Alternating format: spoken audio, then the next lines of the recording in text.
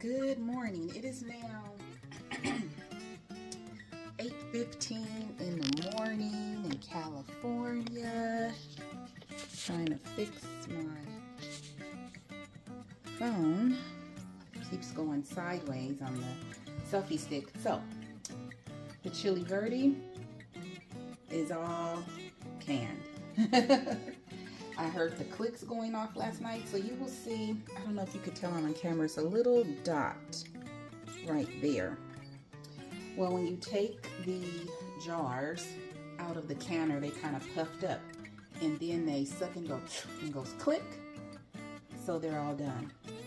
So I'm gonna take the bands off, if I can. This is just water, and this is sealed.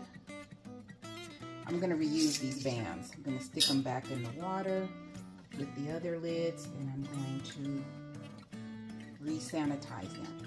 Now I take the bands off these and I check them. Make sure they're fully sealed. Because what you need, let me show you my messy drawer here.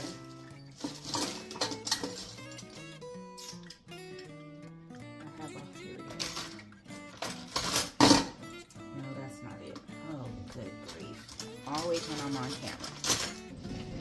You usually need one of these things to pop open after it's canned. So this one's good. This one's good.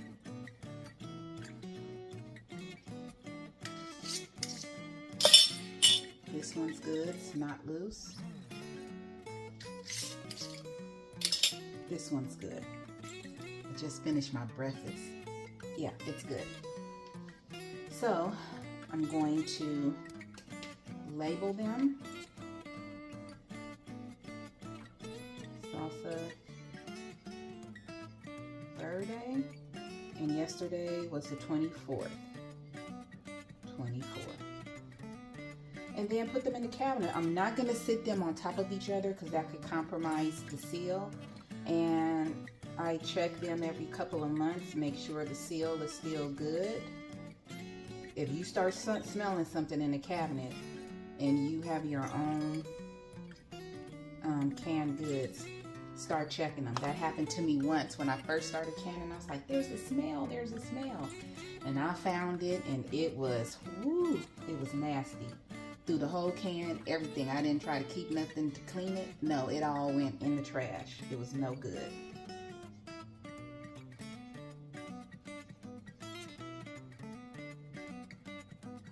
And when I first started, I used to leave the bands on because I didn't know. So we are learning. If you're not learning every day, then you're stagnant.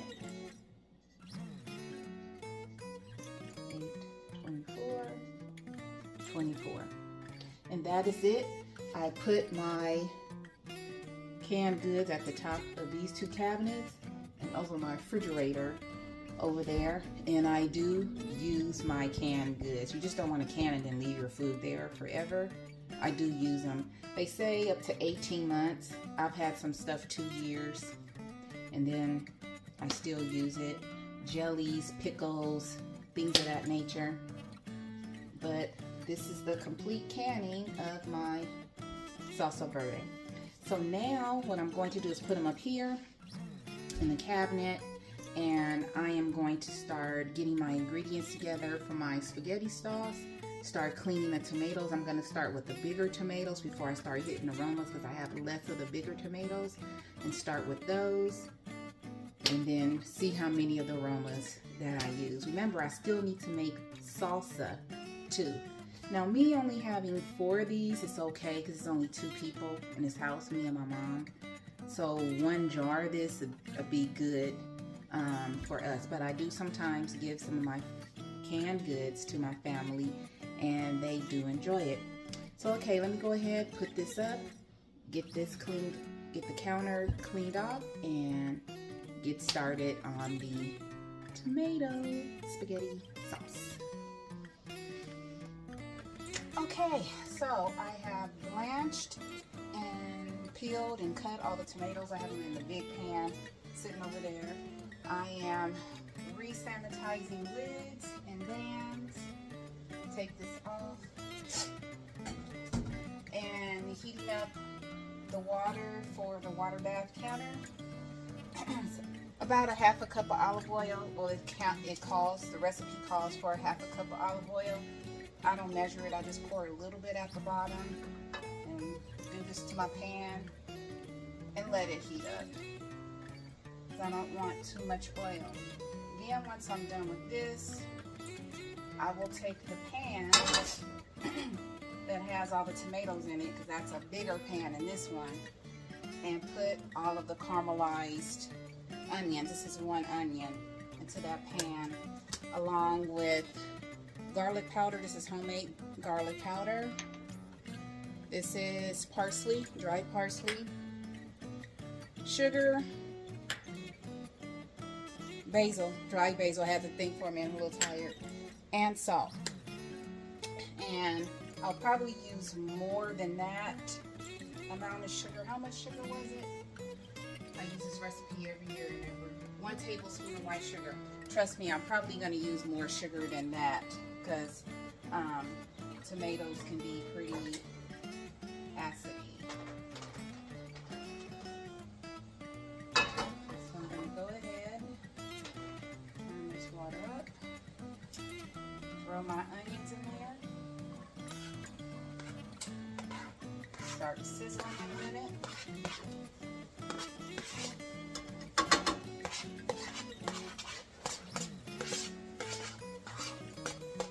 Blanching and taking off the skin off the onions is the longest part. As I thought, the red tomatoes were a lot easier to take the skins off than the green. So, I was happy about that. So I'm going to sit there and let this cook for a minute, and I'm going to wash some dishes real quick. Okay, whew, just got really hot. So I put I have the cooked onions and garlic powder in the pot, in the pan. You can tell I'm tired. I should have went to bed early.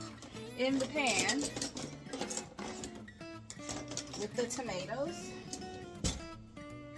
And now I'm going to add the other ingredients. I'm going to let this cook a little bit more, and then I'll add the other ingredients.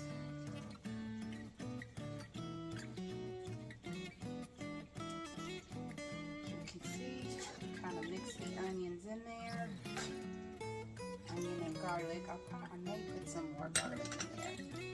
I cook to the taste. So here it says add tomato, sugar, basil, oil, reduce heat, simmer. Okay, so I can add everything now, I guess. Sprinkle everything in there. This is the parsley. This is the basil.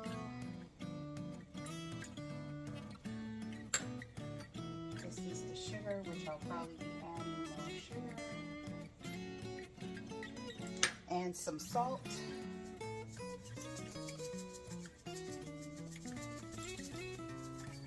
Mix it together and bring it to the boil. This is why I grow so many tomatoes. I make my salsa, I make my spaghetti sauces, I do stewed tomatoes because my mom likes to make a lot of soups during the year. And it's just a good staple to have. And then I don't have to go to the store. So, while I'll mix this in, I'll show you all the tomatoes that I still have left. So here's all the tomatoes I have left. I still have all the Romas and these 2 flats, and of course these are still ripening. So I will be doing a lot more canning, probably more spaghetti sauce, maybe puree, making some pizza sauce, definitely more salsa because we eat a lot of chips and salsa, and I make my own chips. And yeah, so, and I still got tomatoes growing out there. Not as many, but I still have some.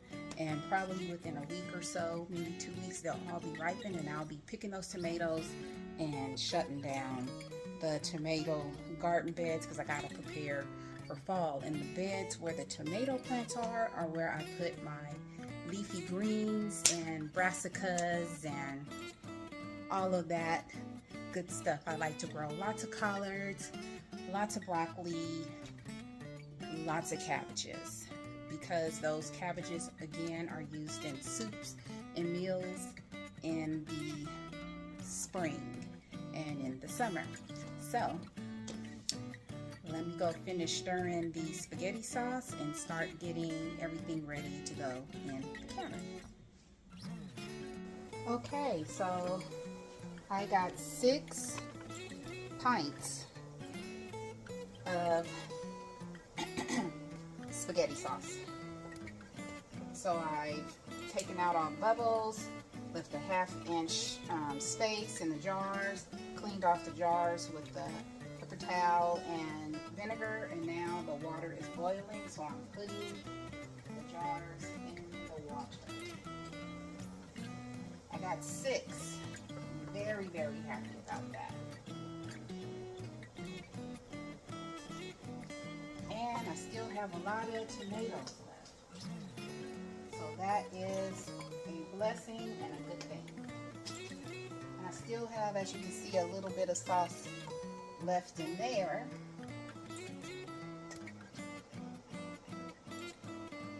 And I don't even have to put any jars of water in here.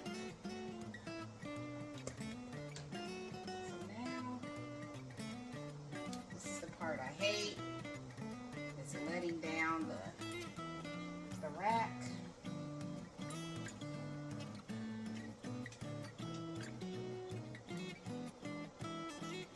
Oh, my towel's gonna get wet, so whatever. The rack is down.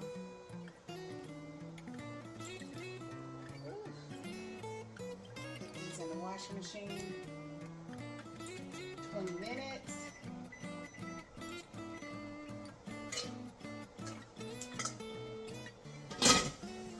Top on the counter. Ta-da! Okay, so while that is doing this thing for 20 minutes, I'm going to clean the kitchen and I'll be back with you guys.